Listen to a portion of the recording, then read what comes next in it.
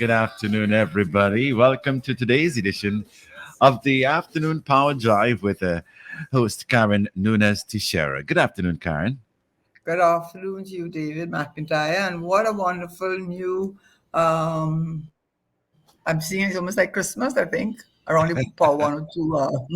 It looks like a Christmas wreath, but in any event, this is a new setup, I think, and it Yes, really does look very more modern.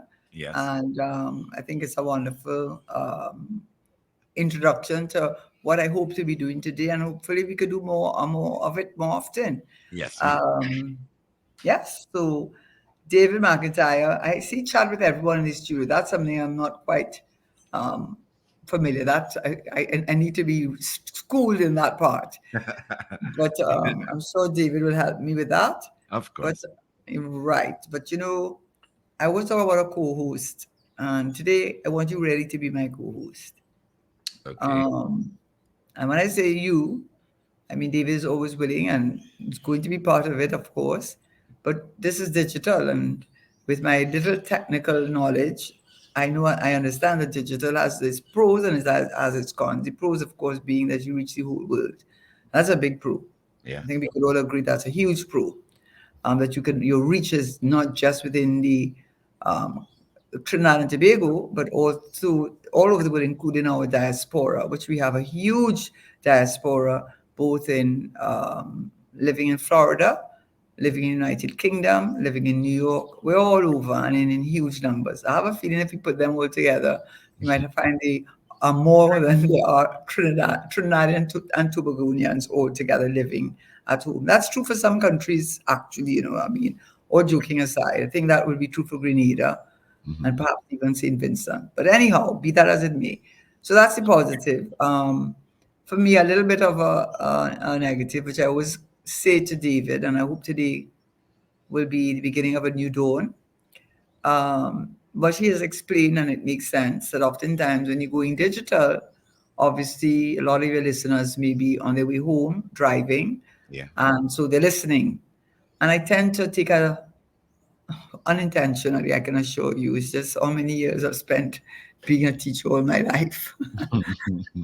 So it's almost my children get annoyed with me. They say, "Mommy, get to the point now. Get to the point."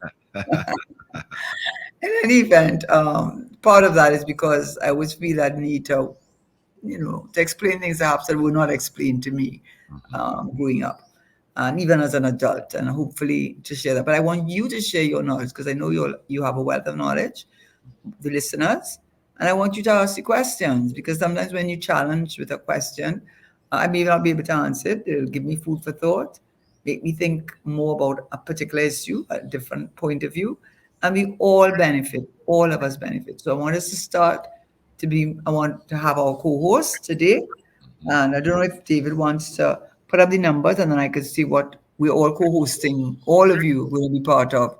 And I think what they will allow, and David, you explain it. You explain it to me, so I'll let you explain it to the listening audience. Okay, people, once you want to join us on the conversation here, you can call us at 222-8255, 612-8255, or our toll-free number, 866-525-1099. Those numbers again, 222-8255, 612-8255, or toll-free, 866-525-1099. You can also send in your comments via That's live the new stream. thing. Yeah, you can send in your comments, and of course, Karen will also see it, and I will relay them to her also. So sorry about that, but we can get started, Well, Karen. that was the first comment. Yeah. Something. Yes.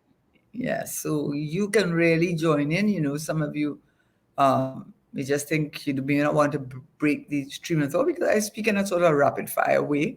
Mhm. Um, that's just how I have spoken and no ill intent. I really do want you to participate. And one good way of doing that is also by channeling your commentary through David, or I don't know if it will show up on the screen, but we really would want you to be part of today's discussion. Yeah. So, without further ado, as they say, in the land of MCs. Today, I wanted to speak really with. I want to speak today about the CARICOM. That is the topic. CARICOM is not boring. It's really not a boring topic. CARICOM is not a boring topic because for many reasons. And I think, let me just say the triggers. I'm sure you saw it, or we saw it in the papers. I saw it in the papers. Yeah. With photographs, of persons. It seemed like thousands. I don't know how many there were, but it was a lot, packed up to Sea Central, some mall in central Trinidad, who are being invited by the government of Ghana Mm-hmm. to participate and contribute to their boom. And it's no question it's a boom. Mm. Because I think if you read anywhere in any economic bulletin or any economic reporting, that Ghana is in a class by itself. No growth, no country has the kind of growth that Ghana has experienced. Hmm. Now, I should say though, um, in the very inception, okay, so what was the trigger for me? The trigger was the picture, yes. The trigger was the picture. So I was really happy to see that because I thought that the kinds of jobs they were offering were consistent with the CSME, which we'll talk a little bit about. If you can ask, and I prefer rather than I just give a long lecture, you break me and ask me, and I will be happy to answer as best I can. But it wasn't just the photograph, but I got a comment from someone, so I found a little retrograde, backward thinking, for want of a better word. And, just against the whole idea of what CARICOM is. And no wonder CARICOM has been fighting for all these years, and the comment was, it's somebody in the oil belt and thinking that, look at that, look at what Ghana doing to us. Ghana making a fool of us, making us look stupid. Look, Ghana take over. Ghana's the one with the money now. And they laughing at us. They make us the laughing stock with all the money and all the gas. I said, what? What are you saying? How are you thinking like that? I say, you should be so pleased and so happy that another CARICOM country is inviting you. You're not coming as, well, the Prime Minister calls them migrants. I don't know what they are, but Hmm. I know a lot of them not invited. Okay? A lot of them not, I'm not talking about the registered ones. I'm talking a lot of them here.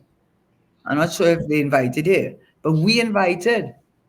And we invited because Ghana recognizes that we have, under the single market economy, which they developed, where you're encouraging not only the migration of goods Yeah. and removing tariffs and common external tariffs, so to make trade between the CARICOM members, 12 members, Suriname is a member, Ghana is a member, and all these in Caribbean, Jamaica, all these, we're all members.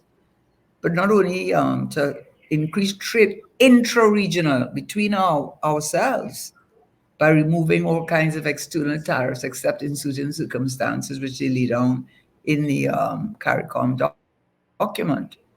But also now with the CARICOM single market economy, which encourages not only the movement of goods and services, but of people, of skilled people. I went to Ghana, I'm sorry, I went to Barbados and lectured there for 4 years as a senior lecturer in the Faculty of Law under that same thing of the CSME. And they made it very easy through immigration for me to get my passport stamped as a CSME member. So it was quite easy for me to come and teach at the Faculty of Law. But it's true for so many other people that encourage that. So Ghana knows that we have a lot of people with the closure of the Petrotrin refinery, Yeah. that we have a lot of people who are trained in oil and gas. We have Yeah. been in that business since 1906 or 1907. Mhm. Yeah, Yeah. that's how long we've been in it. Yeah. Yeah. In fact, I think we started, the first oil well was discovered in 1886 or something, but we started since 1906, 1907. So there's no question. And with LNG, at one time we were the world, this tiny little country, the world largest exporter of LNG in the Mm. world. Yeah. 80% of America's LNG at one time came from Trinidad and Tobago. Yeah, it's amazing, this little country. So we definitely have the expertise.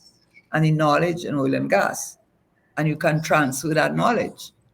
And what we are getting an opportunity to do is not only go there to help them build up there, but to establish businesses there, because that's what CARICOM is about, allowing you to go there and establish businesses, obviously under, conditions that are fair to them, to Ghana, to establish businesses there. So it's not just a question of using our skill sets and allowing our nationals to get more than living wages, getting excellent wages, because oil and gas pays good wages, but also in construction, all the skills that we have developed over the years in construction, which we have done a lot of over the years. So I find it very difficult when I hear someone make a statement like that. And I said, that's why CARICOM has been in trouble all these years, because we learn the rule of divide and rule. You don't understand that being strong, we are stronger together. We're not going to agree on everything. That is a fact. And not all of us are equal in strength or financial ability. That is also a fact, which is why they make provisions for those for that in the CARICOM document, which CARICOM had sent a representative, because I'm saying what they could have said for themselves rather than I. But anyhow, that is it. Is that maybe there's a protocol. There are lots of protocols in CARICOM. So maybe I missed a protocol. Maybe. Yeah. Right? Okay, so I'll take that as the reason for the movement. But it really sort of embodies what CARICOM is. I mean, I would like to hear what we got David. Anybody has to say on that? What do you think? And I'm going to put this. Let me just frame this. I'm going to frame it this way. So then you could say what you want, what your thoughts are. You could even have the same view the person had. You're free to have that view. You don't have to. Just because I think that's really a retrograde, backward way of thinking.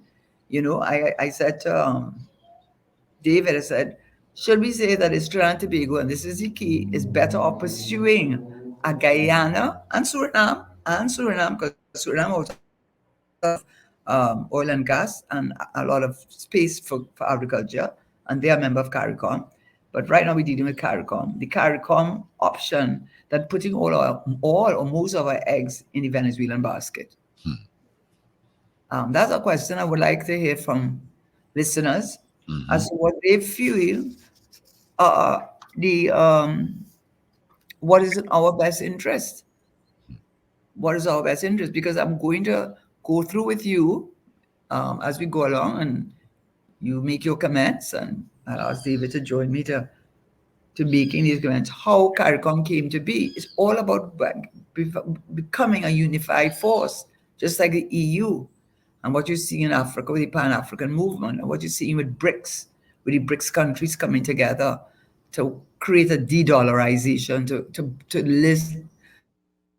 reduce the power of the US dollar as a means for some countries, as a means of sanctions, imposing sanctions on their countries, as a means of imposing what is seen as conditionalities to borrowing that are very onerous to the borrowing country. So they are coming up with their own version, and the world is changing as we speak. You see, it's changing as we speak. So I bring up that issue of um, the option between Venezuela and Ghana within the context of the state of our economy. Now, this is not me saying it, You don't get back with me. It might like the messenger, but the message is true. Go to central bank, people tell you, get it there. Go to CSO, they will tell you what I'm telling you. Karen, Yes. I have a call on the line. Good afternoon. Oh, wait. Call me back, caller. Please do. I do want to hear from you. And I is he back? No, go ahead. Yeah, I want to hear from everyone, because this is not a one-woman show. This is about you. It's about our future. And I just wanted to frame it in this context. And, whether we like it or not, whatever, I don't, it's not something I take pride. I take any pride in doing. I can assure you of that, because I don't like going on the road. This party and that party and this party and that party, and I don't want to go down that road, you know. I want to go down the road of Trinidad and Tobago. Okay? Yeah. That's my road. That's the only road I know. So, in the context of the Trinidad and Tobago road, and I wish the caller would call back, no matter what he has to say, I like to hear it. Um, the reality is, our foreign exchange position. It's right there in central bank. They have something called the economic bulletin with the macroeconomic indicators. It's right there. They issue an economic bulletin, I think, twice a year. It's right there. It's not me saying it. And I think in just a few years back, I don't want to go back too far. Maybe just to be on the safe side, I'll go 2014, but I don't think I have to go back so far. I think it's more recent than that. We had US 10.1 billion US in foreign exchange reserves. Today we have 6.8 billion. That's about $4 billion less. And I think the governing central bank just recently said that 4 months, we lost about 4 months foreign exchange reserves in 4 months, about $400 million worth. And then, of course, the most recent one, we know about Republic banks limiting your foreign exchange in US to 5,000 US, I think. I think that's the ceiling. Unless I'm not for commercial, but for everyday person who can't get $200 from the bank. Let them go down there and ask for $200. They tell them, yeah, there's a queue, you have to wait, then you go back. Sorry, we sold the last $200. I mean, I know that because I've seen it with other people. But what is also worrying is, so I told you that is where our foreign exchange is, but it's even worse than that. I was supposed to have looked up, so excuse me for that one. But so I don't want to say who it is because then I might get it the wrong person and they might take offense to me calling their name and they're not the one that said it. But it's certainly a very senior person who's very respected. And he did say, which is the thing, he says, half of our foreign exchange is not really foreign exchange, because half of it is to pay off debt. Because remember, we have been running fiscal deficits nearly every year except 2021 through nothing to do with us. Oil prices and gas prices went through the roof. But we just didn't make that much as we should have because we just don't have the production. But what he did say is that half of that foreign exchange we have is, not the HSF, the foreign exchange, is already committed to pay debt because we issued bonds, and those bonds are issued in US dollars. And when the bonds mature, the persons who are the bondholders have to be paid back in US dollars. Where's it going to come from? Why did we borrow in the first place? Because we didn't have enough money to run the country for that particular fiscal year. So the answer was to borrow, and part of the borrowing was bonds. And the bonds have to be repaid back in US dollars. And it's a lot. According to the person, I don't want to get them wrong. I didn't call the name, so I'm not in too much trouble. But I think at least 40%. It was a huge amount. I think they said, when you calculate it, it comes down significantly. Let me just say, when you factor in how much of it is going to have to pay back bonds the money we borrowed by way of bonds. But that's not the end of it. More recently, I'm sure you all saw in the papers, just as I did. I learned something that I confess that I didn't know. When the Minister of Finance, in his usual cheerful, gleeful self, gleeful is the correct word, and it somehow does not inspire confidence. I'm sorry, Mr. Imbert, you don't. Inspire confidence in yourself, to yourself, and the ministers who have to run and clap when you talk. Because that's the instructions. I was inside there already, right? But people not really being fooled. Because you talk how many times you say you're going to use these bonds, issue VAT bonds, because the truth is that the VAT refunds, the government takes a long time to pay the VAT refunds because they're using your money because they don't have the money to pay the refunds. So they're using your money to pay off other debts. That is the truth. The persons most affected are the small, medium, and the micro because they can't afford that because they rely on a stream of money, that little money, to be able to pay their workers and to keep them in business. So they rely on getting back their refund from the government in order to keep things going. So the minister came up with this fantastic idea. Hey, you know what I'm going to do? I'm going to pay partly in in a refund in cash and part in bonds. And the bonds good, you could go and cash it in at any bank. But you know what the energy companies went and did? This is not me, you know. This is the central bank. It was in the papers. He said in 2022, the amount of US currency coming from the energy company, which is our main source of US currency, which is what they also say, our main source. Well, the manufacturing sector, they include, by the way, if you don't know, they include, and point Lisa, sir, that's when they say, man, they don't talk about just beverages and drinks, just in case you thought so. They include ammonia, urea, and methanol, all those products, and that comes under that broad heading of manufacturing, just in case you didn't know.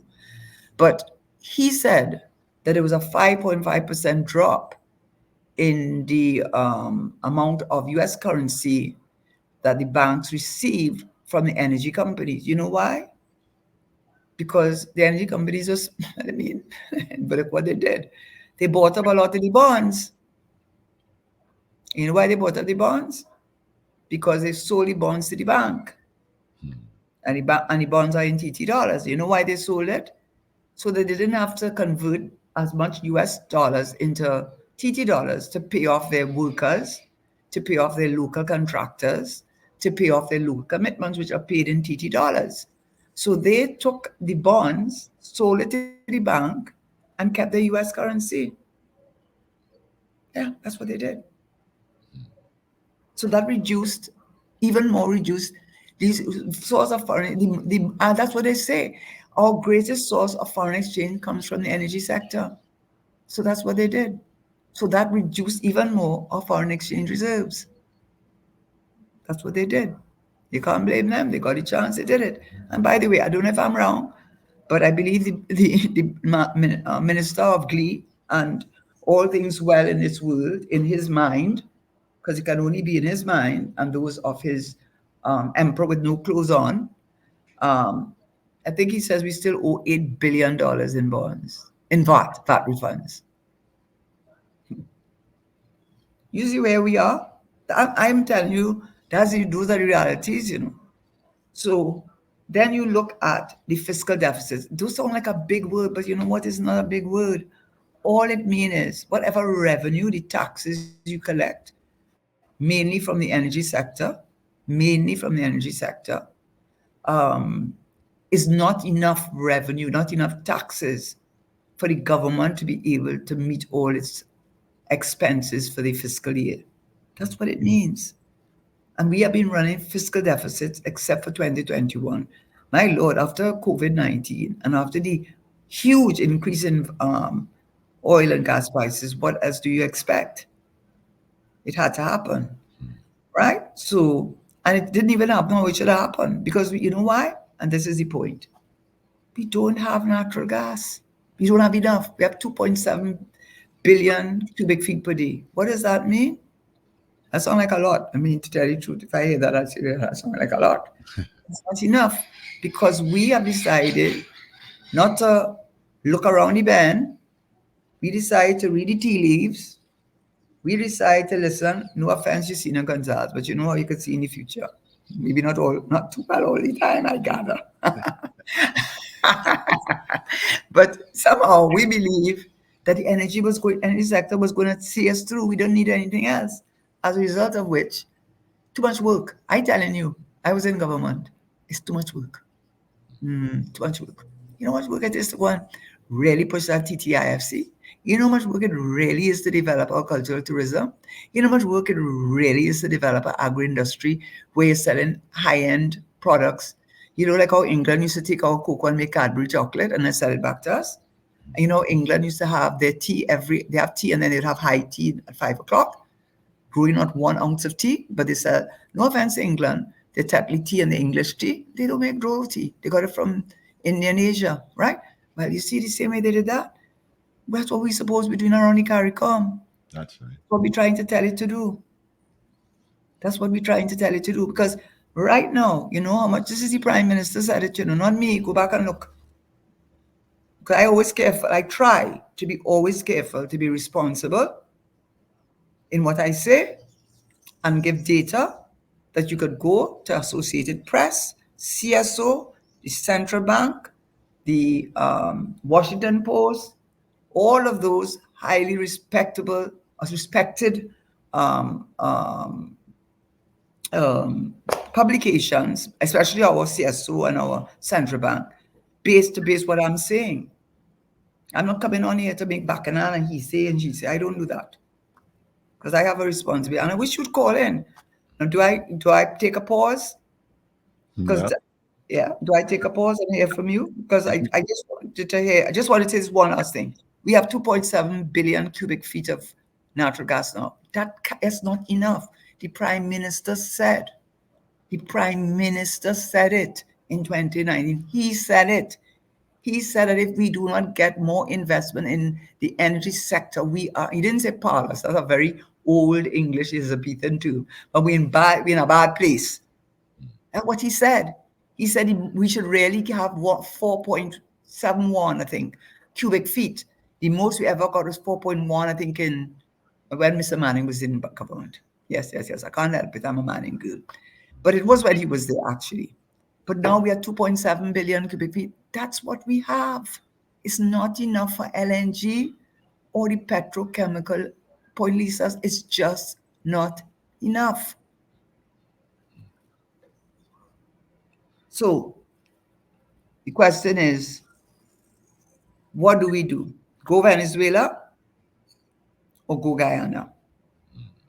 I want to hear from you. Tell me something.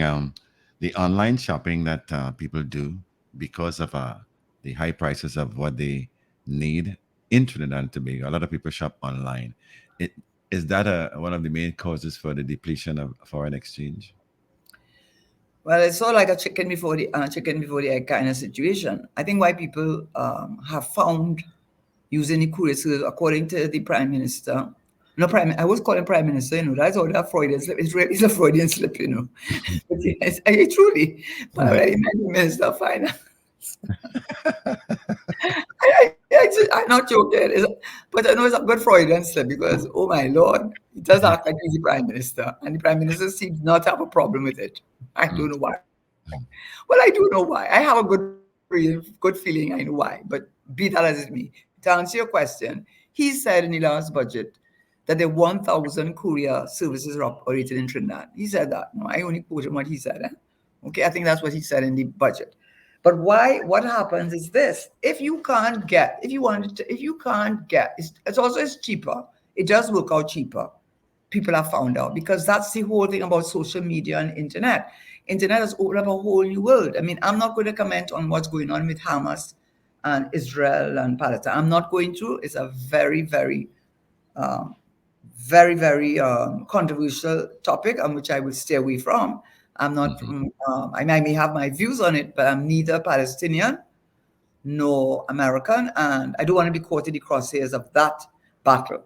And of course, they have Iran in the background, who supports Hamas, who supports the Hezbollah in um, in Lebanon. There's all that connection. But I'm not going to go down that road. But what has happened is with the advent of social media and people being able to shop online, I've had someone actually tell me, I can't give you a discount. I said, why? He said, because when these young ladies come to my store and want to buy a dress for graduation and so on, they have already gone online to all the Macy's or whatever, Yeah. and they've seen the prices and they've already worked out it's cheaper for them to bring it in themselves. So that's one reason. But the reason why it has come to a head now, because people like to go on holidays too, right? They don't only just want to go and shop. They would want to go and see another hotel. They want to travel and so on. Why it has come to a head now is because they just do not have the US currency available. And what happens is that once you order something online on the international market, we Trinidad have to pay back that company, whether it's Amazon or whoever it is, in their currency. And that is why they have I believe that is one of the reasons why they've limited it, because they recognize that, okay, you're telling when people come in here, I know people who have done it. So um, I'm not even talking hearsay. I'm talking about actual, I actually know. A person's gone to get the $200 or $300, only to be told, come at 10 o'clock Monday morning or whatever. And when they come there, 10 o'clock on the dot, they say, oh, we're sorry, we sold it all out. So people like that get frustrated. And then they say, well, they'll just order it online. And when they order it online, the banks have to pay back the online companies, US companies, in their currency. They don't want our currency, they want their currency. So that, I think, has a lot to do with the fact that I think Republic Bank cut it because that's a way of not discouraging the use of foreign currency, which they simply do not have because the country does not have it. They don't have it because a lot of it is being owed, and a lot of it has to be probably being used to pay other bills. But the government had put a 7% tax on the people who are shop online. Wouldn't that help, or has it helped at all? I think that was a good thing they did, actually, because we have to remember it's our country, yeah. You Hmm. have to remember it's our country, Yeah. and you certainly don't want your country to go bankrupt. I mean, that is a fact. And at the same point in time, we are members of WTO, which means we are the globalization and opening up our markets and so on, which is why CARICOM becomes even more important to us, so that we trade without between ourselves as much as we can. So I agreed. I didn't see anything wrong with that. I thought that's something that had to be done to discourage the online shopping. And I think he said that he is going to meet with the couriers and the banks, and he's signaling that they're going to do more. I don't know what the more is right now, but it's obviously going to be some way to increase the revenue take, because the country, the revenue position is in a very um, difficult and challenging situation. Because remember, even though we have, I think, over 5 billion in HSF, it's governed by an act. And yes, there was an amendment made to the act when in the height of COVID, which allowed the minister to go into the and extract from the HSF that fund X amount of money per year. I think a ceiling of $1 billion US per annum, which is a lot, much more than they were allowed to before. But it was also if we have a pandemic. He added that because the conditions under which you can take money out of the Heritage Stabilization Fund are very restricted. And the reason is like how Norway and Sweden and Saudi Arabia, I mean, they have a lot of sand, but they know one day the oil is going to dry up. One day, things are changing fast. One day the price of oil will drop again, boom and bust, and so on. So what these countries tend to do is they invest in other countries' economies and other countries by way of the stock exchange. So the HSF is sort of protected, although the amendment was passed because of the pandemic, which allowed him a lot of money. That's $1 billion, a lot of money per year. So, use, and that is very worrying actually. But I don't know if it's only for pandemic or if it goes across the board, because it's supposed to be our heritage. It's supposed to be divided into heritage component like they did in Norway, and a heritage and stabilize the economy when it is in fiscal, it has fiscal challenges. It has a dual purpose, which is what they have in other countries that have the equivalent of a HSF. So you have to get worried when you amend it to allow you to dip into the amount of, I think it was 1 billion. I don't know if it's US. I feel it's in US because it's US to talk about when they talk about the HSF. If there's a pandemic, and that's worrying. It's worrying and he went in 6 times, by the way. Hmm. He went in 6 times, and one time he put the money in the consolidated fund. I don't know how it ended up. And I'm sure he has a good explanation. He always does. He Hmm. has a good explanation for himself. He has a good explanation for himself and those people sitting behind him and his prime minister. And people who have to depend on them like CPAP and URP, who better think it's a good idea. I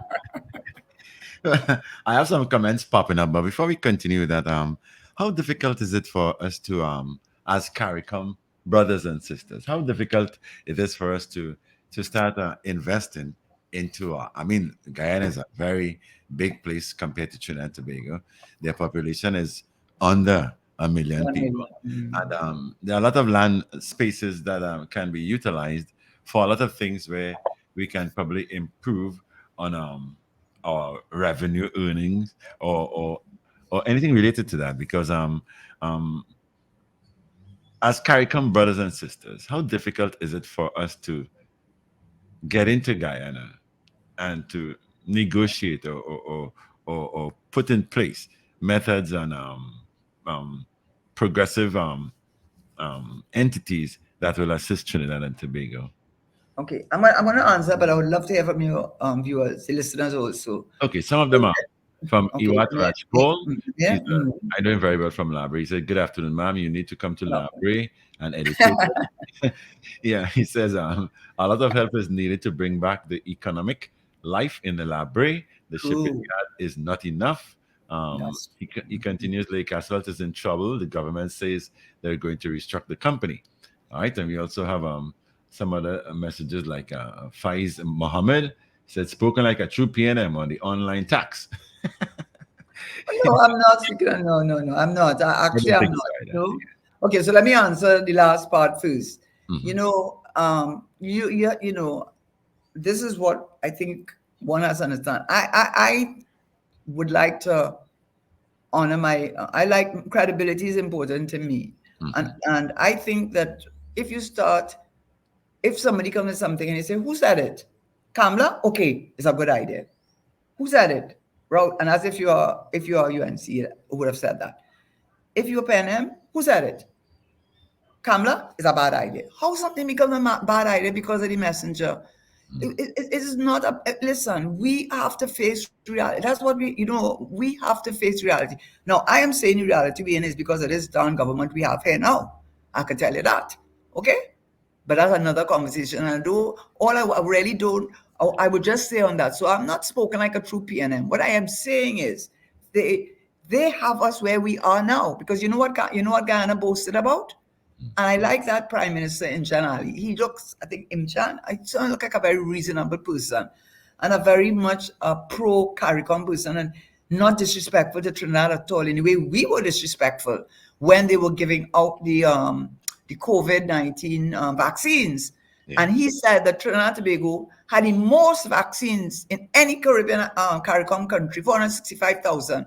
And he not counting Ghana own because Ghana own not approved. And the advisor to the minister had took great umbrage to that. So they're not, I don't see him behaving like that. I see him extending a arm to us, but he has to protect. It's his country, and every country protects his country. So with the 7% increase, it's not about supporting. Oh my God, I don't know how you think I think like that. I am trying to be fair. If we need revenue, and this government has failed to diversify, and Mr. I think it is the Prime Minister himself said, I saw it, it's so sad to say it, but the Prime Minister of Ghana said, we don't have to talk about diversifying now. We've been diversifying all along. We diversify in timber, we diversify in asphalt, I mean in bauxite, we diversify in gold.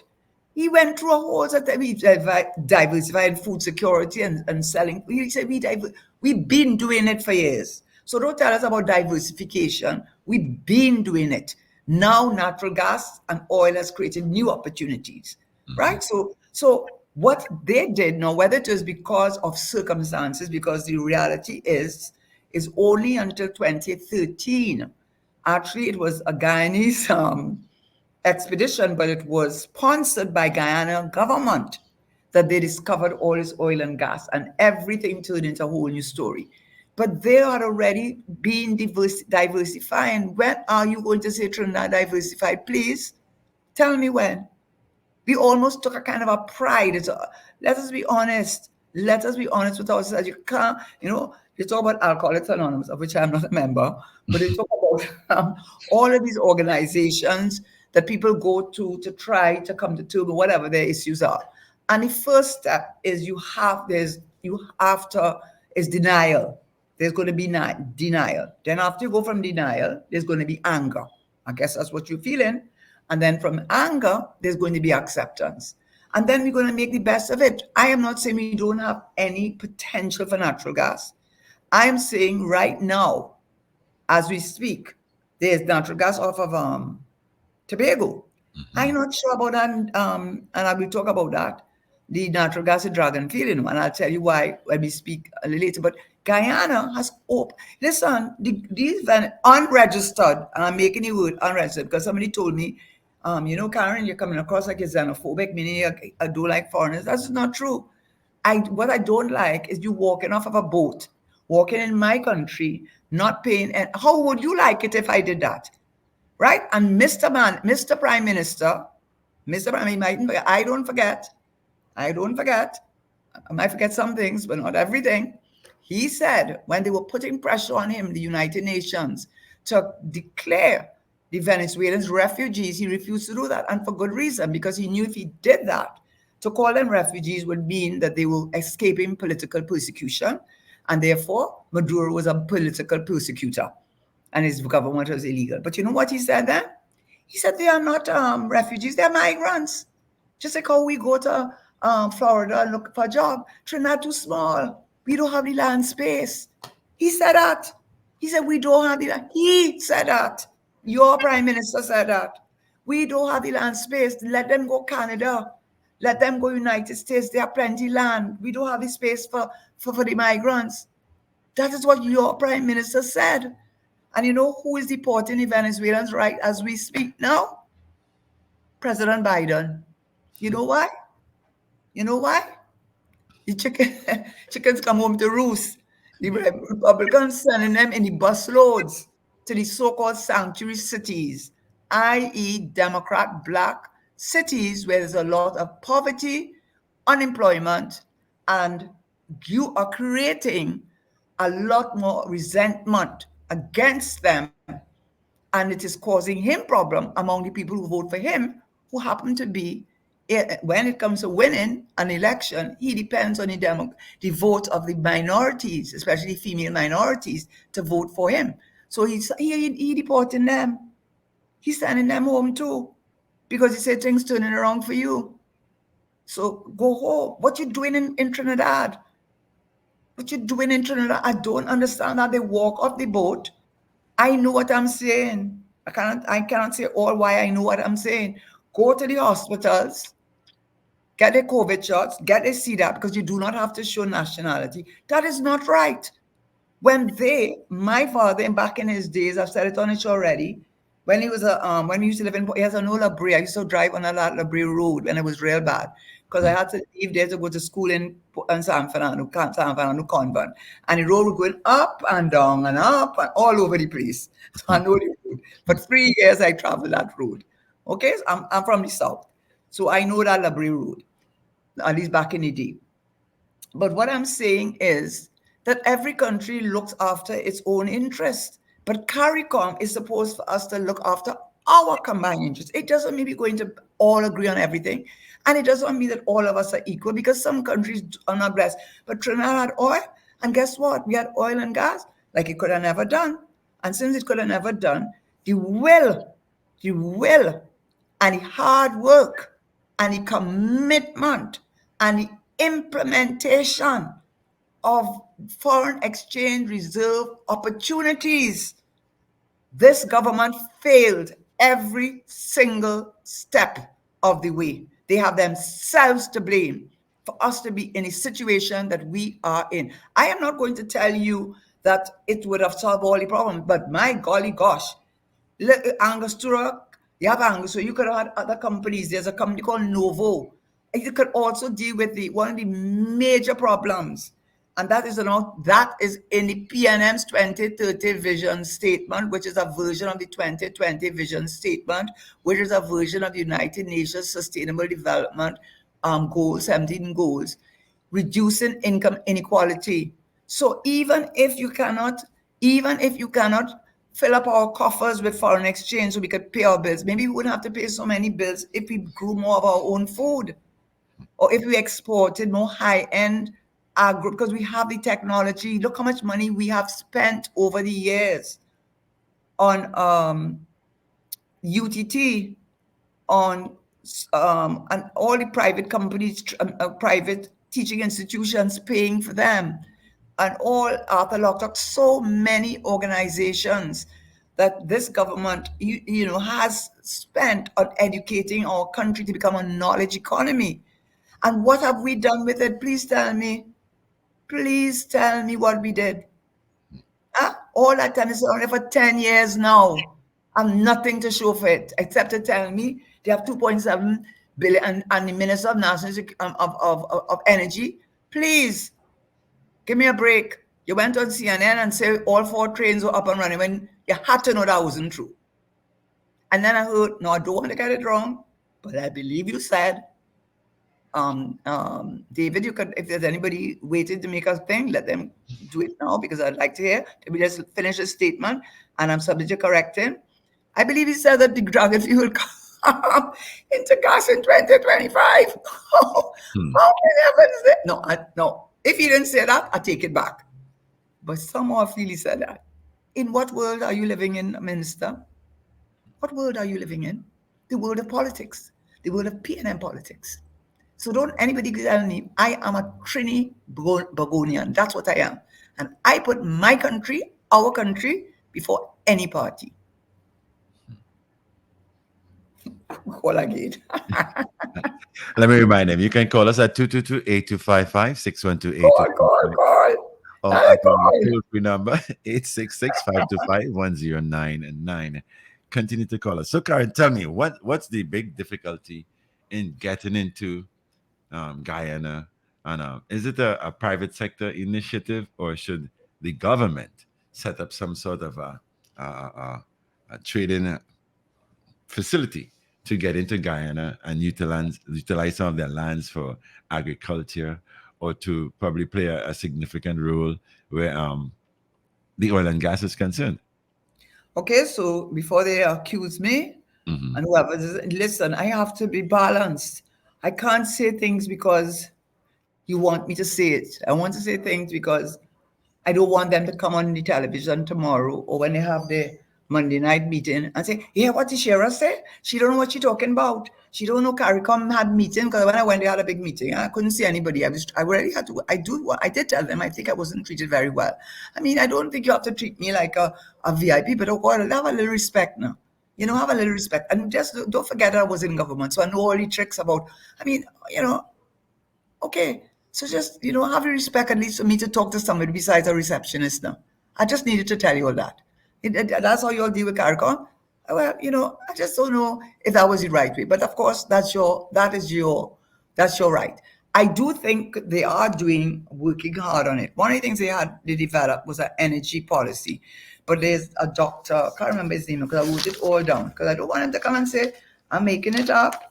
I'm not making it up. I went and did my research. That's what I tried to do to be responsible. There was an energy policy that they decided in 2013, I think, to develop an energy policy. And when they developed the energy policy, this gentleman, a doctor, I can't remember his last name, but he worked in that division. And he has come on record just as recently as just the other day, talking about it and saying that it is we have taken too long to implement it. A lot of the suggestions and recommendations that were made then, they're past their time. I guess one of the things was they never expected Ghana to get so rich with oil and gas. I think that was one of the major things. He didn't say it. Oh, got it. Dr. Devon Gardner. He was the head of the Caribbean Center for Renewable Energy and Energy Effectiveness or something like that, called CRE. And he served as CARICOM's CARICOM's energy unit. It started in, let me get 2013. They realized they needed to create a CARICOM energy policy. So I'm reading from them, not me saying it, right? And he said the documents are no longer adequate. He said Guyana's changing fossil position, the Trinidad and Tobago's dwindling natural gas production. I'm reading from them. He said that, not me. Dwindling natural gas production and emergence of changing dynamics in relation to the markets for technologies that allow for exploration and exploitation of energy. He said the new document should not be ready until 2025. There you go. I didn't say it, eh? You heard I read it out. Right. And the gentleman's name is Dr. Devon Gardner. Okay. Right? Yeah. So, that's his story. So to answer your question, um, what did we do? I think Ghana is being pretty good towards us. There's a company, I think I'm sure it was on Kite News the other day, 20th of October. It's four women, October the 27th, actually. A consortium led by four formidable African Guyanese has made history by being the first four women to secure two pivotal oil blocks in Guyana's debut auction. And it's spearheaded by Dr. Melissa Varswick and a lot of that. There's one is a shallow water block called S3 and a deep water block titled D2. So they have been auctioning off their blocks, also with Exxon Mobil. I mean, I think Ghana is getting, the first flush of wealth, which I guess, caught them off guard.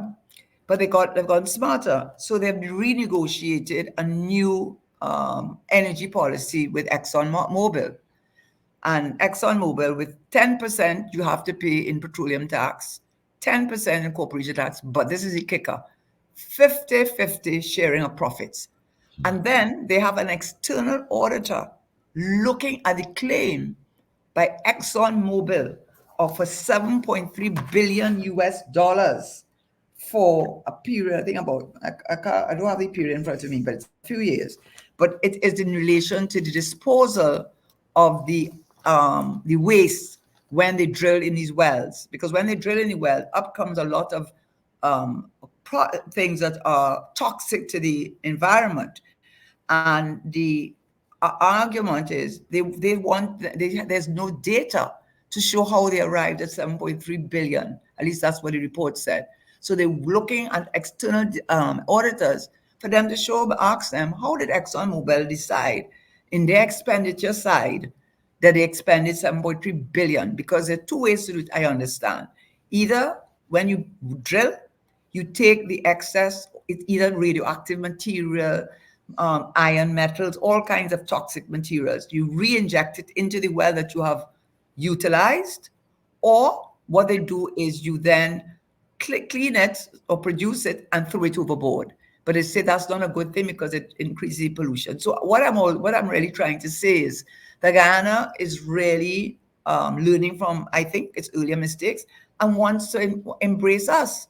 They have they embrace us, and they have said it. They have said we don't have the knowledge on technology in oil and gas. And you know what they said too? We don't want your factory. They said we buy one. We have an MOU with the Dominican Republic. We only need one factory in Ghana. That's And guess what?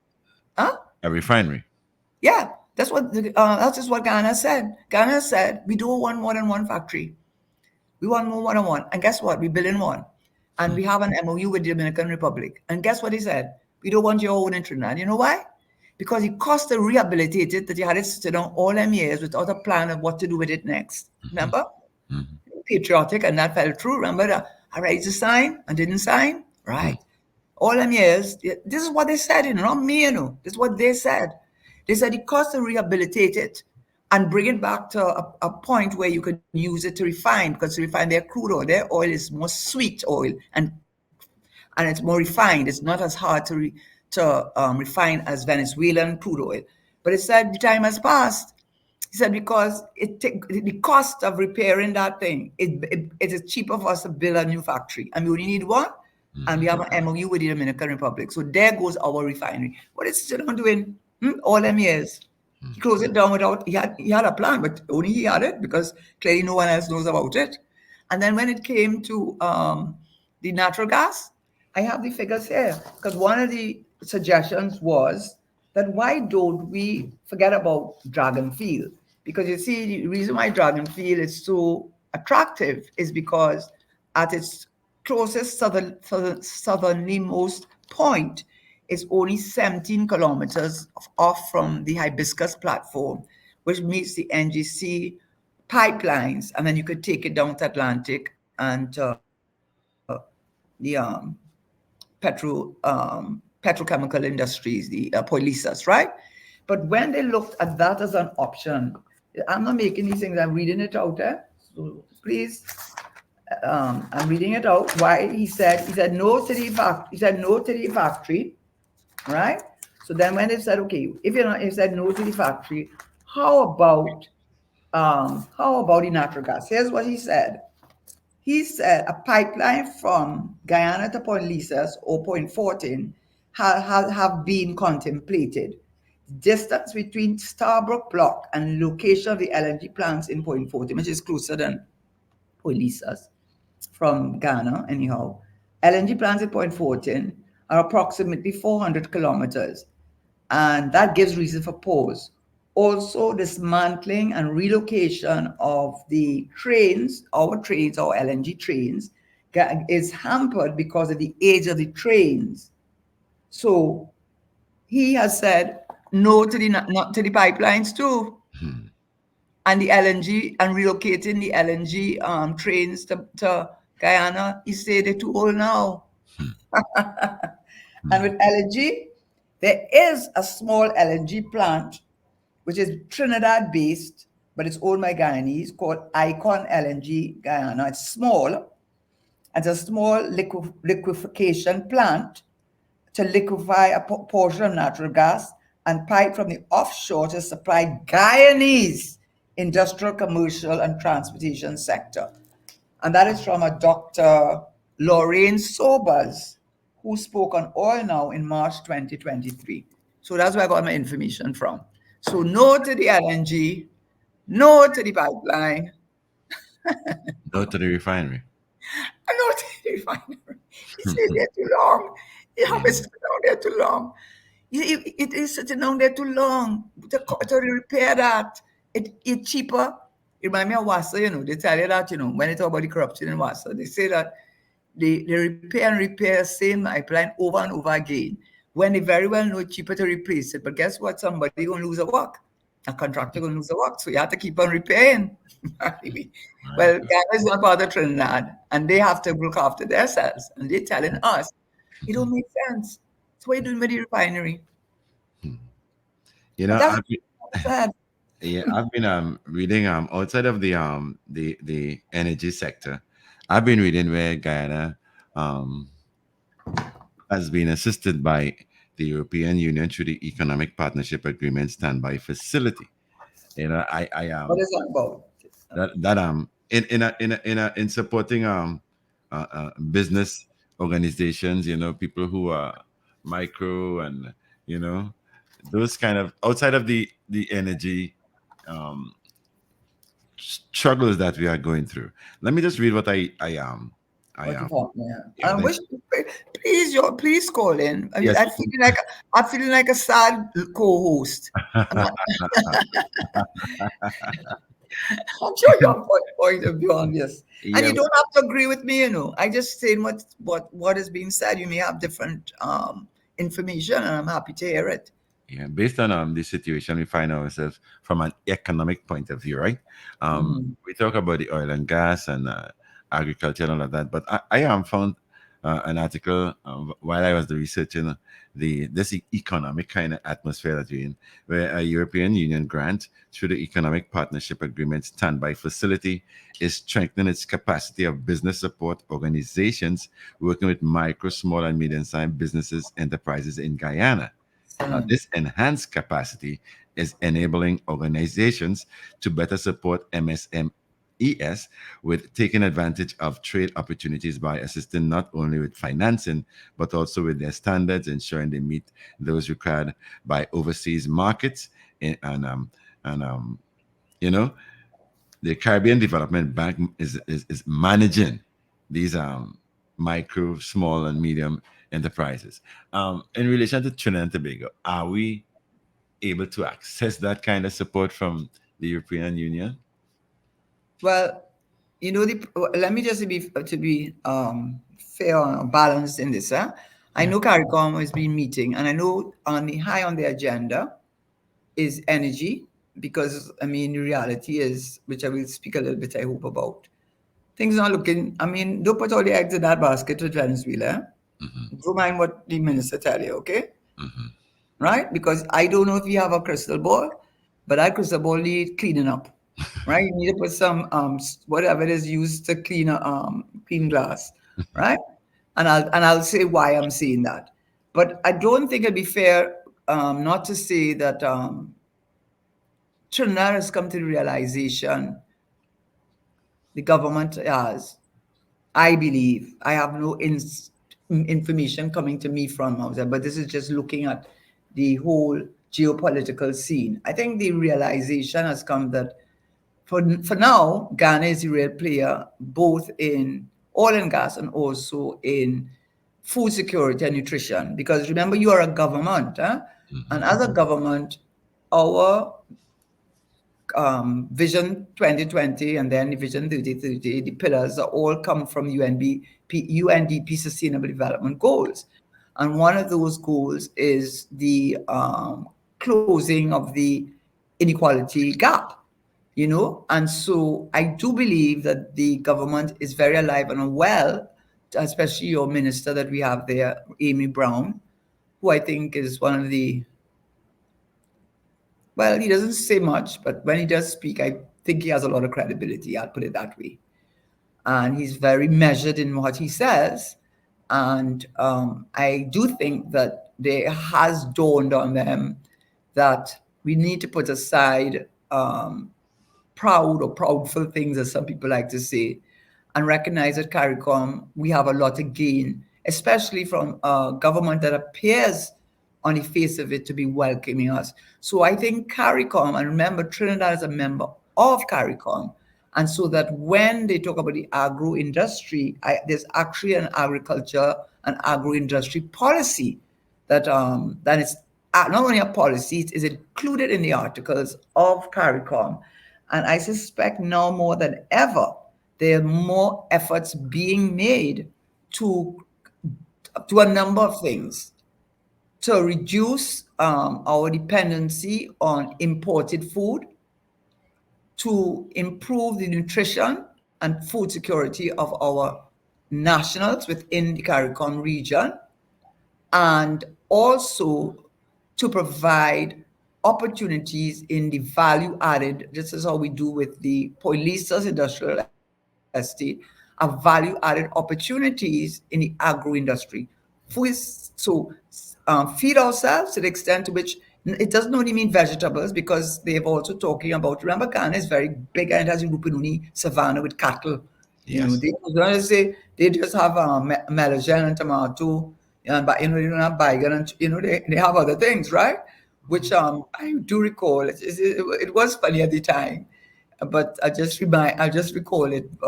I went on a mission for whatever reason, and they were advocating, the then government, setting up of a law school in Ghana, because they limited the number of Guyanese who could come to our law school under the treaty and whatever.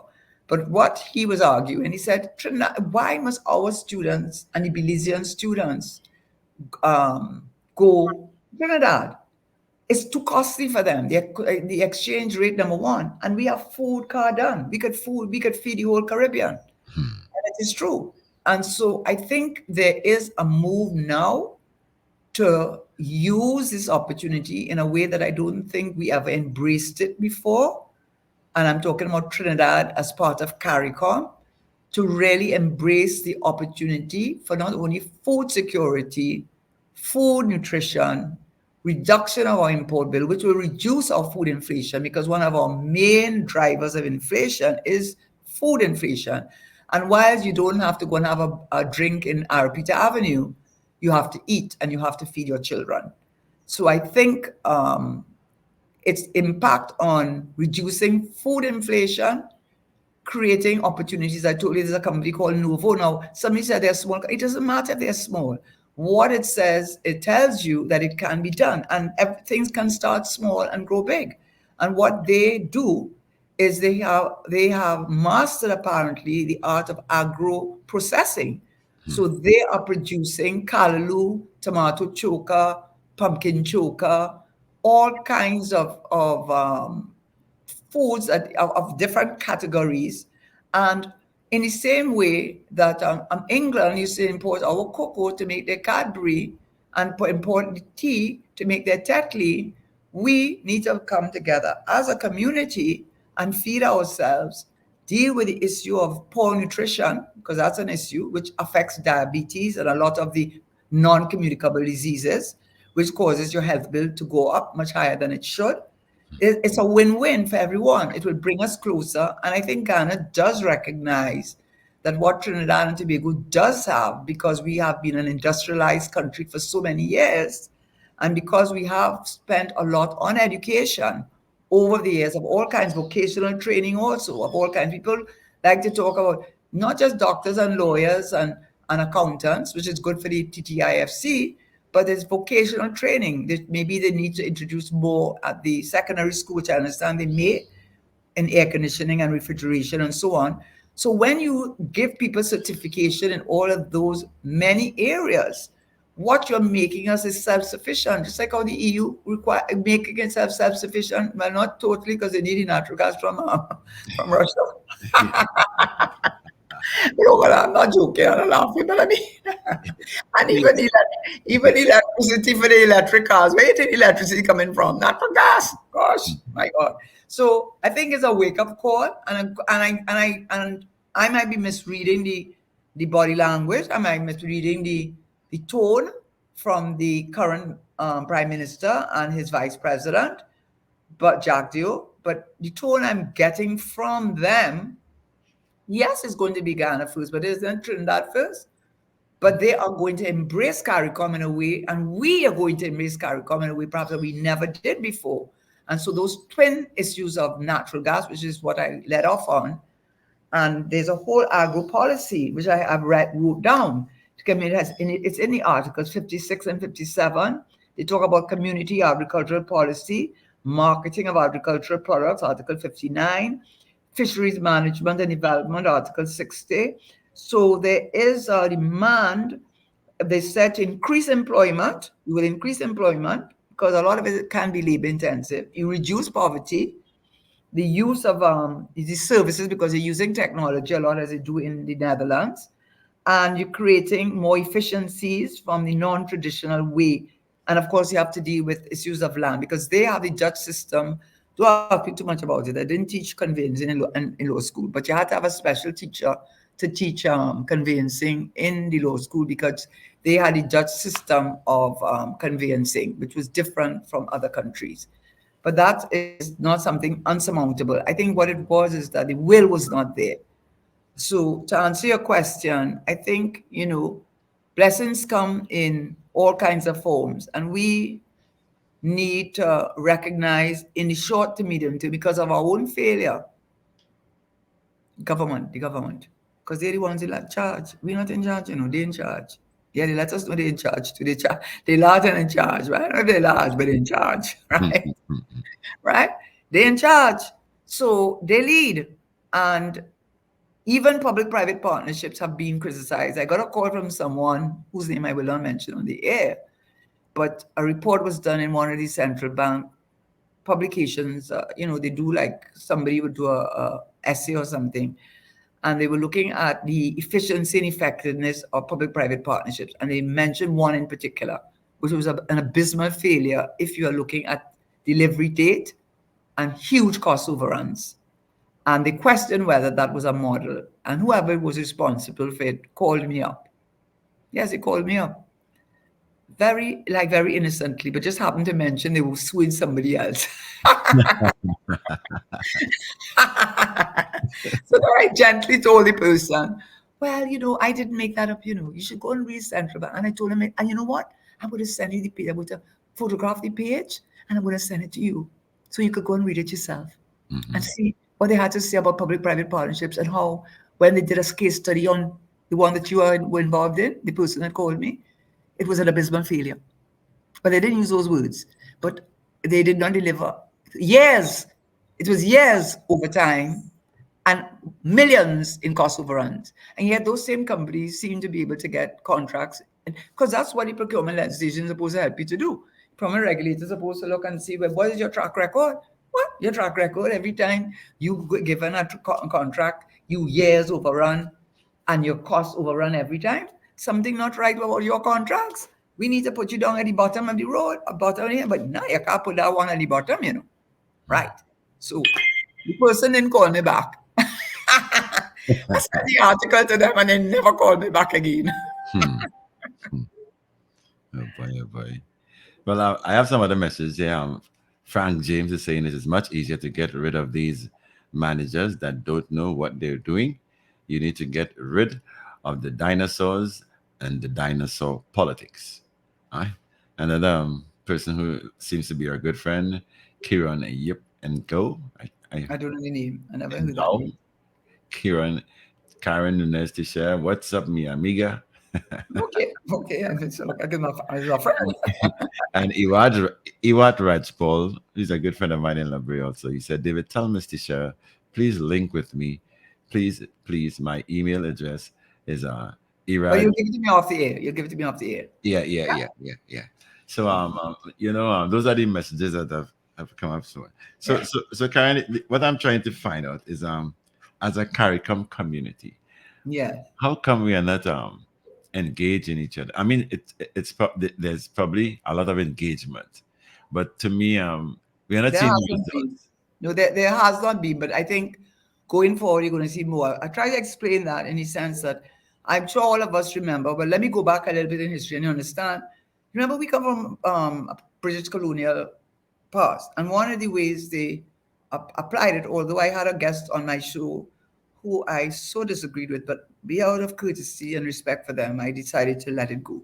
But I can't see how they could possibly not see that one of the methodologies that the conquerors used was divide and rule. Mhm. Whether they whether they did it in Rwanda with the Hutsis and Tutsis, whether they did it with race, whether they did religion, they found a way to divide and rule. So they did that.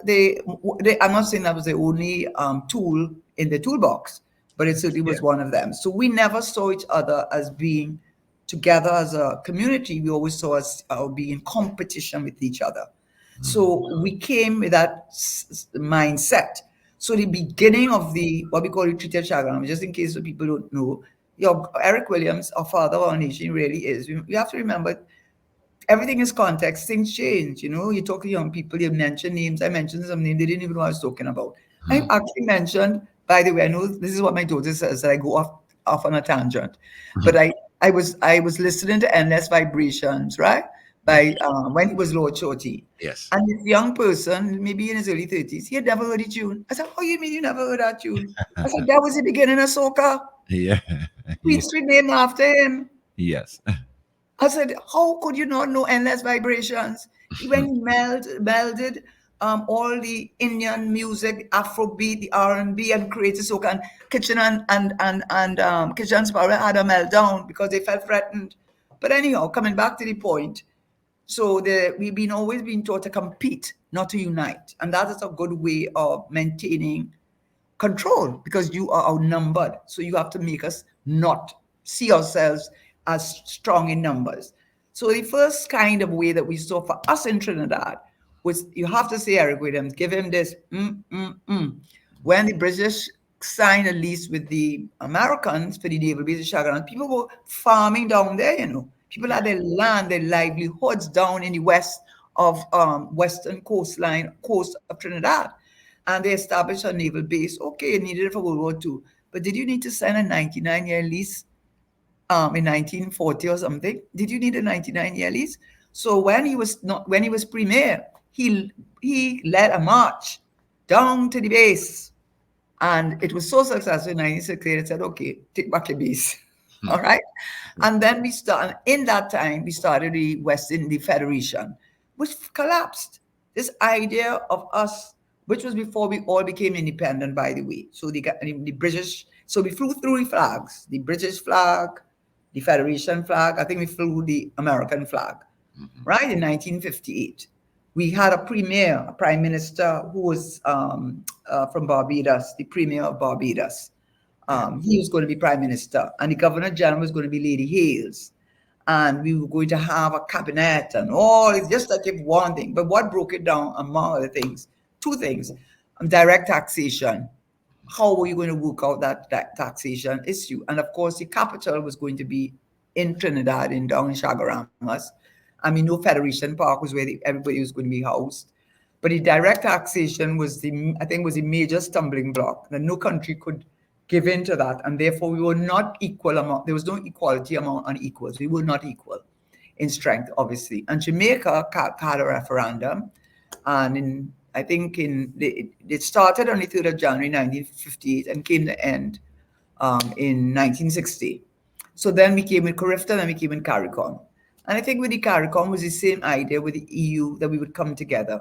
But I think the idea of us coming together was to a large extent, was being frustrated by external forces. And that external force happened to be Venezuela, among others. I could say for sure Venezuela. Eh? And why do I say that? Please, I've taken it from my notes. I write it down. The first attempt at it was the I think I mentioned, the Venezuela Investment Fund in 1973. This is when the presence of the British colonial masters was waning, was dwindling. So they saw an opening, a vacuum to be filled. And so they came up with this thing in 1973 called the Venezuela Investment Fund, but it had contingencies. But you had to use the funds to purchase Venezuelan goods, right, and participate in its development. And I already read it out that Eric Williams sounded an alarm, and he said that that was a form of territorial imperialism, and only to see the Caribbean islands anxious to profit from Venezuela's largest joining this Venezuelan investment fund. And then we went through a difficult period again in the 1980s, and towards the end, they had the Petro-Caribe, to which every country in the CARICOM, English speaking, including the Dominican Republic, among them, and Honduras, Nicaragua.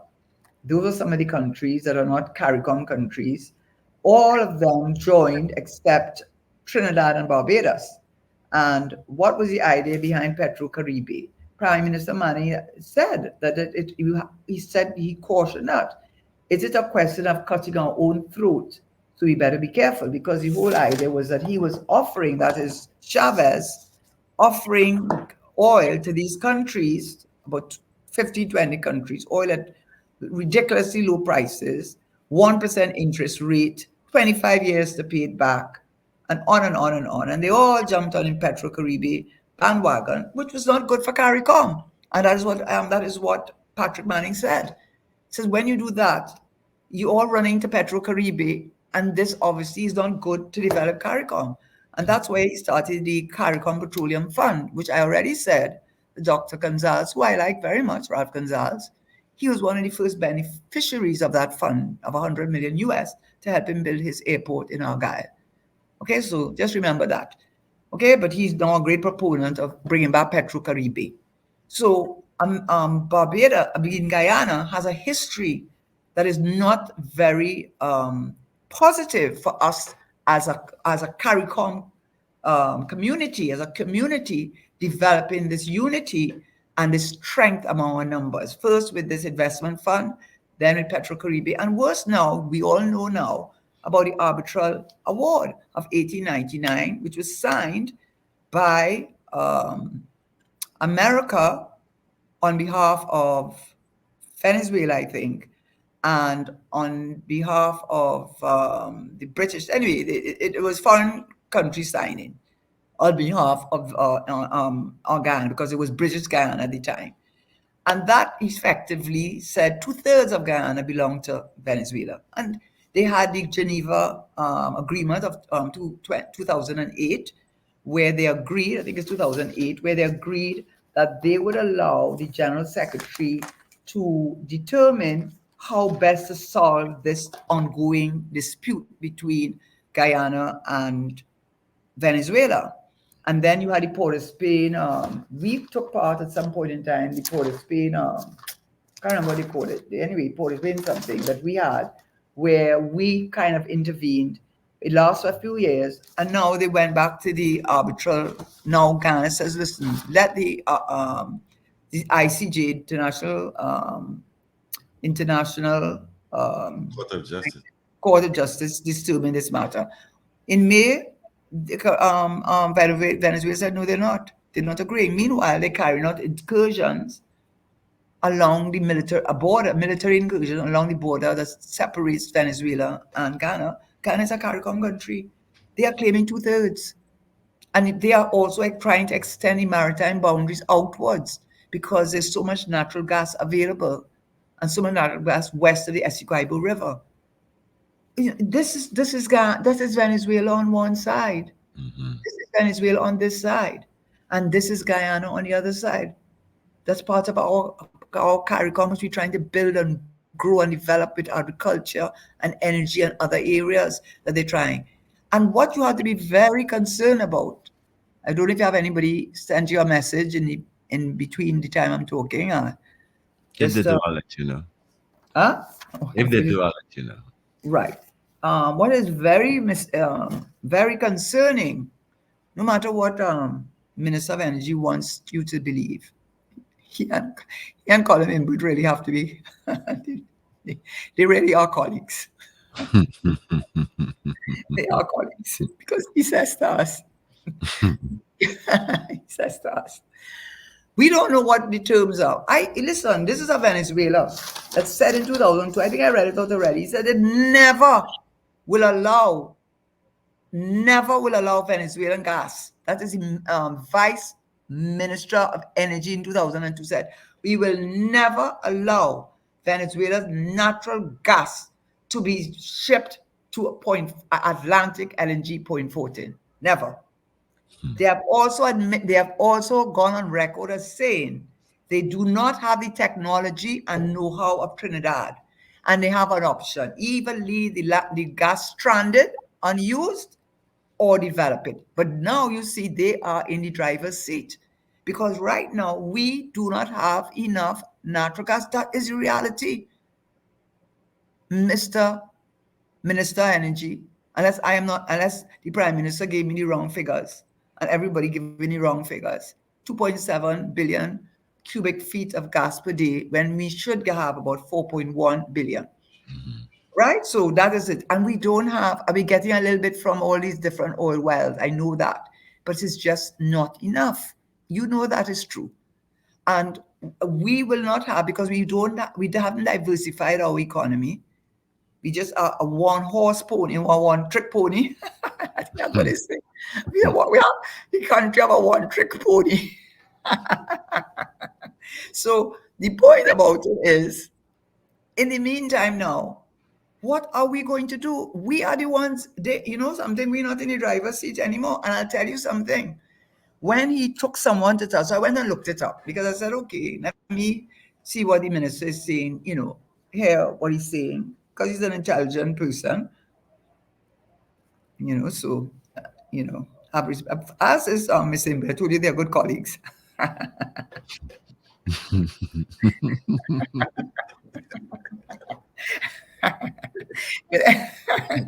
Anyhow, he said that whoever from the opposition made the distinction and said, listen, you mixing up OPAC 24 and OPAC 25 is two different arrangements. Yes, you're right, they are. The 24, as I understand it, is that we could build this pipeline provisionally for 2 years grace period, but we could not pay Venezuela for their natural gas in money. It had to be in kind. That's why we have a stream of Venezuelans walking in this country like they own it, the unregistered ones. The unregistered ones who running and walking in this country like they own it and going in our hospitals as if they own it whilst I pay in the taxes, right? I have a problem with it. I have a problem with it. And they would have a problem with it if the shoe was on the other foot. Because guess what? Twice when my father was fishing down as recreational fishing, down in the east, down deep south, yes, with Kes Differentala family, Dr. Rav Differentala and another person, they got held up twice. Not by the Guardia, by the Venezuelan pirates, but all on the shoreline is the Guardia Nacional, which is very scary, a very scary thing. That is Venezuela's history. That's not history, that's Venezuela. So now let's get back to now what the OPAC 24 and 25. So now what Biden, I mean, this is what my view, just from my readings. I am not saying I am correct, but I don't think I'm too wrong. if you study the geopolitics, it is clear to me that Asian and African countries are committed to seeing the end of what you call de-dollarization, which is the control of America by using the US dollar to keep countries in under control by using sanctions or whatever as a means of punishment. And they have done it successfully. So I get the impression that the BRICS countries, who added 6 new members, one of which is Iran, which has nuclear power, and who's good friends with the Hezbollah in Lebanon, who are good friends with Hamas in Palestine, in the Gaza, right? You understand how it all three going together, as well as they are developing or have developed their own equivalent of an IMF. So instead of their countries having to run to the IMF, they can go to their own bank if they need help. But more importantly, there are 40 countries looking for membership, applying for membership right now, many of them from the Middle East. And what does that mean? It means that they are saying, we don't have to trade in the US dollar with each other. We will trade in our own currency with each other. If I am trading with you and you are trading with me and America is not involved in that trading arrangement, we'll use our own currency. What does that do to the dollar? Because there's nothing back in the dollar anymore. The dollar used to be backed by gold, if you remember. It used to be backed by gold until, of course, they cut their creditors. They couldn't pay all their creditors. I think Nixon was the one who said, well, let's forget about this gold, yes. Because like we don't have enough gold to pay the creditors. And we fight in the Vietnam War by proxy. So we need to forget about this holding us backing our currency with gold. We're not doing that. We backing it on the fact that where there is a lot of confidence in our currency. So we could run huge deficits, or what do you say, debt. We can use huge debt because people have confidence in our currency and everybody wants the US dollar. So what I'm saying is things are changing as we speak. So to come back to OPAC 24 and 25. So 24 said, yes, build the 17-kilometer length gas line. Shell could do it. And but you can't give them money. You have to give them in kind. Now the 25 one, which I have a feeling I don't know what the terms. Of course, I don't know what the terms are, but I have a feeling they found a way to pay Venezuela U.S. currency because they paid down 1 billion US for this joint venture, and Europe wants it more. You see, this is not Trinidad. This is Europe who wants natural gas because they don't want to have to be dependent on Russia anymore. What Russia has done to them, and they have to be bringing in LNG. So Europe is very, very much in favor of a relationship with Venezuela in relation to natural gas. So this new arrangement is that Biden is saying, President Biden is saying, okay, I tell you what, we will extend the arrangement to the end of 2025.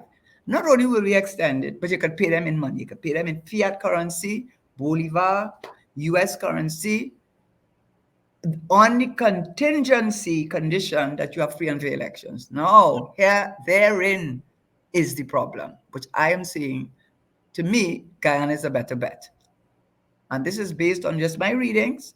So, Mr. Minister of Energy, if you have more knowledge than I have, don't blame me. I didn't sign the MOU. I was on the party to the MOU. I read the papers and I read articles, and that's my source of information.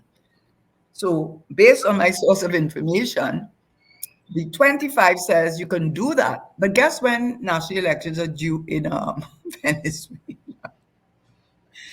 Traditionally, December 2024.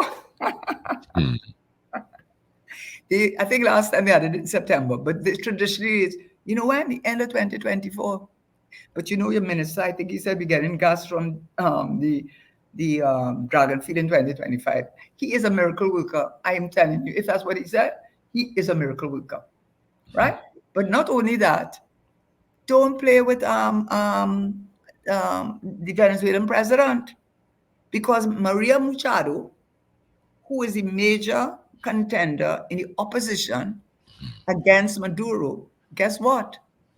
They have banned her for 15 years from taking part in national elections. What's America going to do about that? They had a primaries. She won it by a landslide. But guess why? All of the just like last like in Trinidad, you know how many parties they have who want to get rid of either the mustard or the ketchup? Hmm. Who would ever say anything like that, eh? Because I don't go down that route. But the Hmm. only reason I mentioned that is because when I read about it, they said the reason why Guaido had to step down, two reasons. The oppositions were not united in ideology, in thinking, in every which way, who was supposed to be president, who not to be, you name it, they were not united. And that was one of their feelings. Listen, Trinidad and Tobago, that was one of their feelings. The other day, they played with the wrong muchacho Hmm. because you know what Maduro did? The National Assembly, which is how Guaido became the president according to United States and European countries, Maduro turned around and formed the Constituency National Assembly. Hmm. And he packed it with judges that were pro Maduro. And then he passed the law that said that the National Assembly no longer could pass laws, not only had no legislative powers at all, which is what they had, but you know who had the power? The Constituency National Assembly, which was pro Maduro members, as a consequence of which Mr. Guaido lost whatever support he had for his party. Hmm. He lost it in the National Assembly because the National Assembly had no power again. Because Mr. Maduro turned around and said, okay, National Assembly, I am creating now the Constituency National Assembly. And I am going to pack it with pro Maduro judges. And guess what? You, National Assembly, no longer can pass laws. You have no legislative powers. Matter of fact, you have no powers at all, in fact. And guess who has all the power? The Constituency National Assembly. So I want to know where that free and fair election happening. And by the way, the primaries they had, it was not the equivalent of the EBC. I can't remember the name of the party. But it is not the equivalent of our EBC. They did not hold those primaries.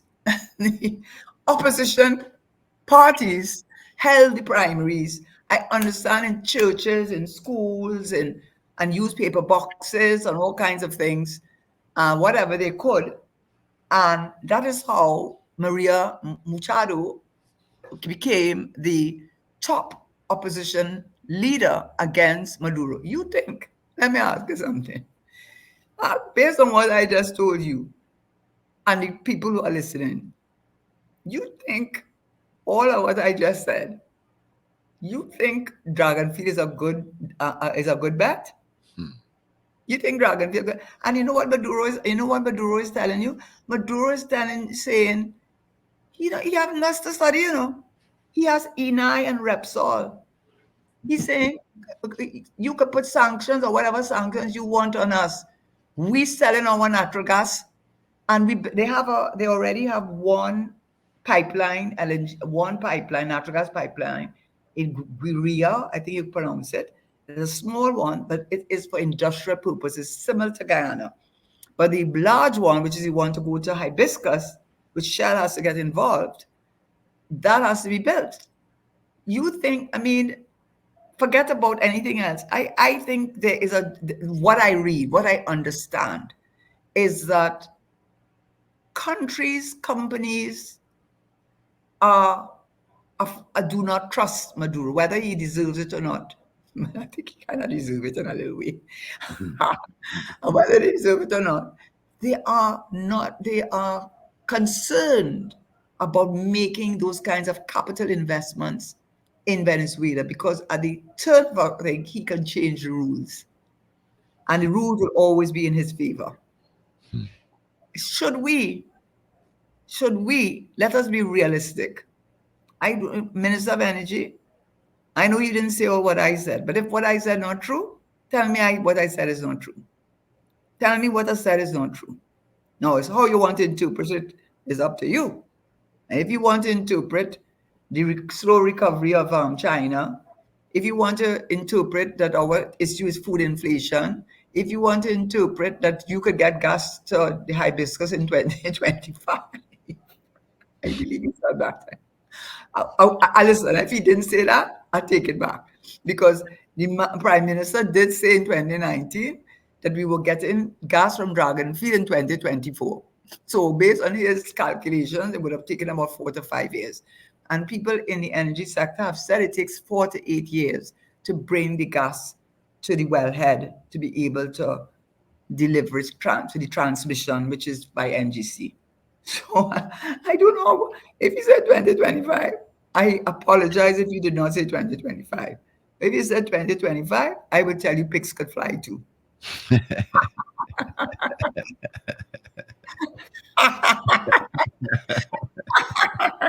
Minister, Minister, you might like me, but don't shoot the messenger because you don't like the message, and it's not personal, you know.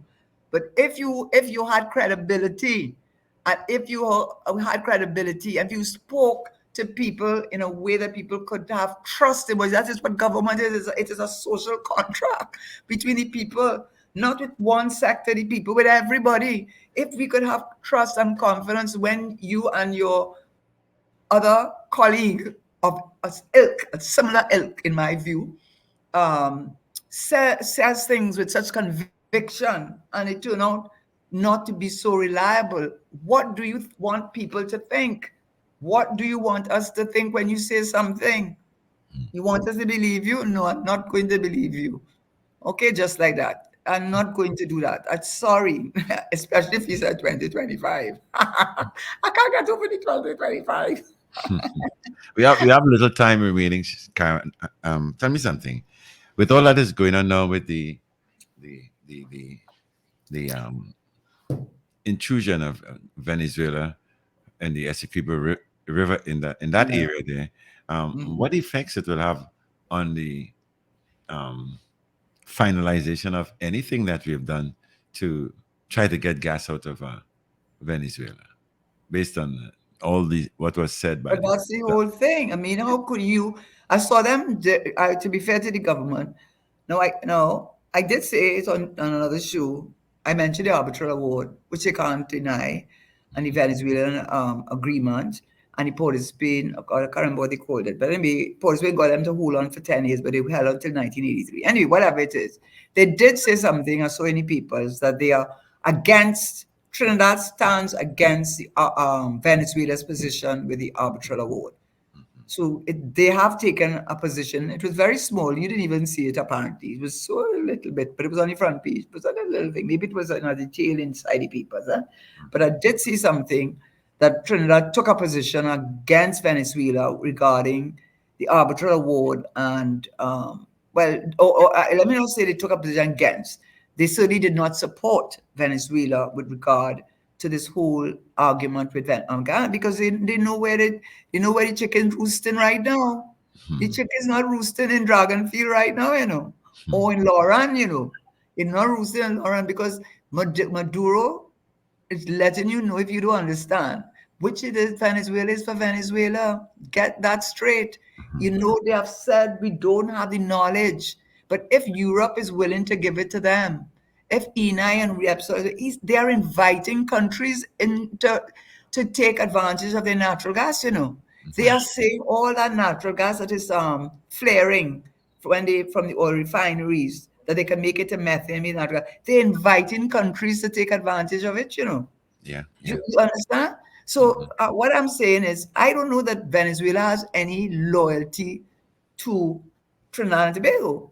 Maybe they had aspirational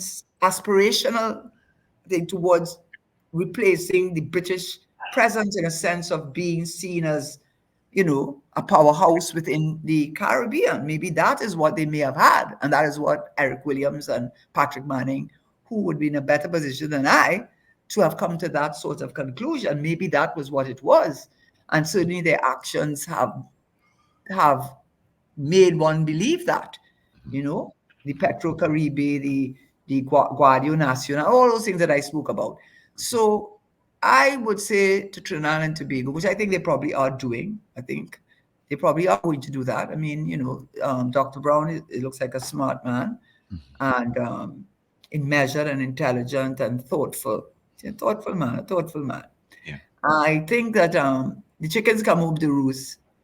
Not You're not going to let go of Venezuela, and that'll be foolish not to let go of Venezuela, because there's trillions of cubic feet of natural gas in the Lauren Manatee, and there's also 2.7 trillion in, I think, in Dragonfield.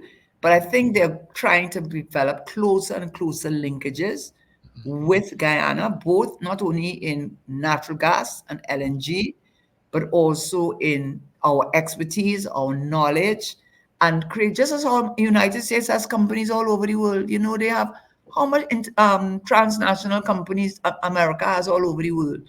Every European country have companies all over the world. And Shell here and BPTT here. Yeah. Why Yeah. we can't be there? Hmm. Why we can't be there? There's someone on the line here. We have very little time. Just be on Okay. within 3 minutes. So caller, good afternoon. Yes. Hello, good afternoon. Good afternoon. I'm Okay. very sorry I joined you all late a few minutes ago. Um, Okay. what happened? A little bit under the weather, and I sat in front of my television. And when you put on the sound system and you put on the screen, and 86-inch screen, you don't want to leave that. Okay, stop showing off Yeah, now. right, 86-inch screen. right. What happened? Some years ago, I went to Venezuela Mhm. to see the aluminum smelter, where they make the wheels and the wire rods. They do, in fact, make wheels for all the high-end series cars, Mhm. BMW, Benz, Rolls-Royce, and the, the wires. They do, in Mhm. fact, make the wires. Now, Mhm. when I saw how easy that was, and they wanted to put the plant in Trinidad to make wheels and wires, it was really something that we should have done. The problem is Maduro had already indicated to his people that the territory that he is looking to to to take over is not Starbrook in front Guyana in the for the oil, He's looking to take over 3/4 Guyana called the Essequibo Mhm. region, French Mhm. Guiana, Suriname, and believe it or not, I don't know where Trinidad fits in the picture. So when I ask the guys, I say, why Trinidad in that picture? We insignificant. They told me that according to the Convention for the Law on the Sea, the decision is really based on the continental shelf and the sedimentary deposits. And what you have in Trinidad is our sedimentary deposits and our continental shelf extend below all of Trinidad. So when we go to take our territory, all of Trinidad come in that territory. Now, I sat in a meeting with a very prominent figurehead in the company I was working for. And I told him, I say, Venezuela is not selling gas, that is fuel, to the Caribbean countries for cheap because they're giving away the gas. What they're doing is they're whipping up support for this land grab that they're going after. So if you think Venezuela is going to facilitate us to give us feedstock in terms of what we could use to build our economy on. It's far from reality. You have to sit down and rethink that strategy again. There's going to be no cross-border gas. So, But that's how it is now. Yeah. That's a very good point you made. Yeah. And I thank you very much. And all you're really doing now, one thing I will just say, I don't know when those conversations took place, because in politics a day is a lifetime. And so things change. But basically your point is well made. And it's really reinforcing what we have said. And what I hope we got out of this is Trinidad and Tobago, we are members of CARICOM. Ghana is one of ours. Suriname is one of CARICOM. Things have changed in Trinidad for the thing. Maybe as a blessing in disguise that we will do what we should have done a long time ago. But certainly, it's not that days of the energy is over, but there's a pause going on right now. and I think it is in our interest. I do not know what Minister Young agreed to. I don't know. With Maduro, I don't know. But all I am saying, it appears to me, looking on, just from what you have said, I don't know how imperialistic they are in terms of how far their ambitions go. I can't speak to that. But what I can say is that um, Maduro is for Venezuela, and whatever he agrees to will be for the interest of Venezuela. And we right now are in a vulnerable position, and it is time for us now to embrace our CARICOM region and to use our skill and expertise and knowledge that we have acquired over years in many, many, many fields, not only to use it for employment, to ease up the inequality that exists, create opportunities, deal with the food inflation, but set up companies that are owned not only by Trinidad but by both countries, as other countries do all over the world. This is our chance, and we should grab it and take advantage of it. That's what my last words are on the matter. Great. I want to thank you so much, Karen. It's been a pleasure, as always, with you informing the public, Trinidad and Tobago, of what's the issues that affect us these days. I want to thank you so much. I look forward to next Monday's program. And we may start to do a lot of courses, and I really just last one. I'm not going over the minute, but please, please, please join us.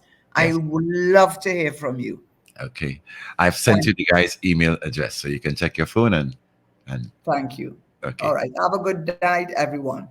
Okay. Thank you so very much. That's it for today's edition of the Afternoon Power Drive right here at Power 102 Digital. Trying to come on.